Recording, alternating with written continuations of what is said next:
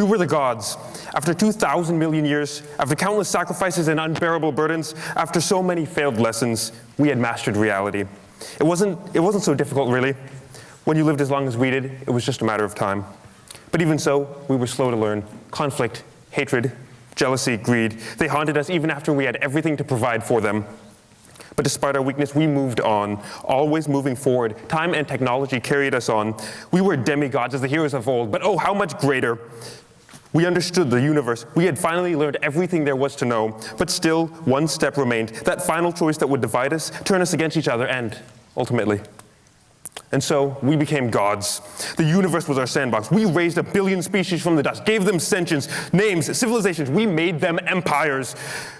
We turned them against each other, had them fight for amusement, watched them die.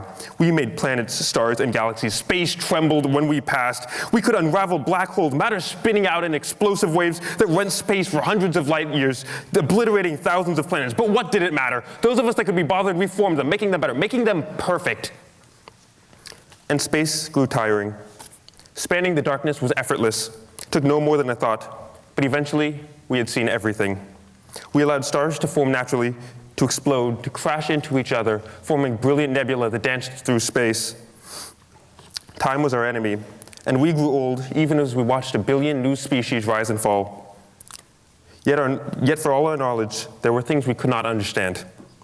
When those others who had once walked among us had chosen to grow, daring untread waters, we had left them behind and become greater than we ever imagined.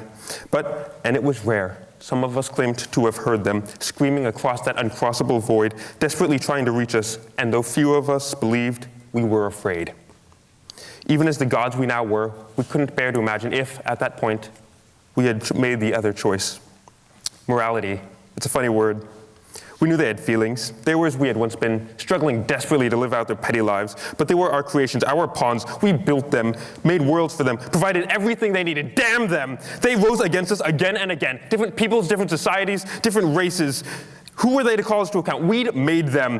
What gave them the right to question our decisions? If one should die and another live, if a planet was obliterated, if we killed an entire race, who were they to question us? They owed us their very existence, and they were wiped out in their millions, billions, trillions, even more. We fell on them again and again, fire purging their insolence from the universe, and we finally tired of it, of their demands, their curiosity, their justice.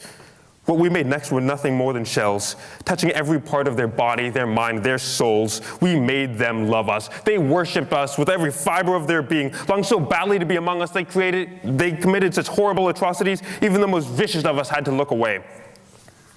The oldest among us, they were respected, even when time came to mean nothing, finally acted. Disgusted with the monstrosities we had created, they descended in a righteous fury and wiped them from the universe, destroyed every one that existed, and removed all traces of them from every world that they had touched. But still our guilt remained, and in our shame we shunned them, turned away from those who did for us what we could not do for ourselves. But they endured. What choice did we have? Even in the depths of our fury, we had long since lost the ability to destroy one another. We had given up that freedom when we chose this over. But it didn't matter anymore. Time had tempered us, and we learned to accept our shame, and were united once more. But by then, it was too late. It wasn't unusual for one of us to depart. And goodbye is such trivialities. So nobody noticed when we began to diminish. After all, none of us could live in solitude forever. Even the most self-satisfied of us would return, sometimes to show off a new creation, sometimes to make contact.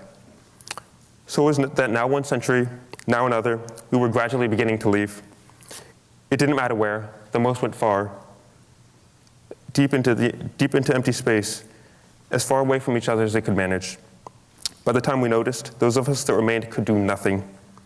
We became desperate, begging and pleading them to stay with us, but they left without response, our pleas echoing across the void.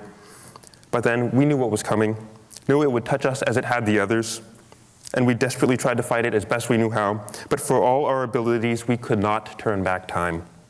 So we matured even in old age and grew distant. It's funny now, those of us who had fought hardest to make others stay were among the first to go. Perhaps they knew better than the rest of us what was coming, what that departure meant. We watched the last of our creations grow, passing us to follow the others, making the same decision as they had. It's certain they saw us for what we were. The flow of the universe returned, went untouched by us for millennia, and more we heard the voices across the void of those of us who had climbed where we turned back, who had bridged the gap we dared not cross. So as the distance between us widened, what we heard as screams became songs, calling us, begging us to join them, as if any number of words might pull us to the same height that they had reached. With such tattered wings shall even angels fall.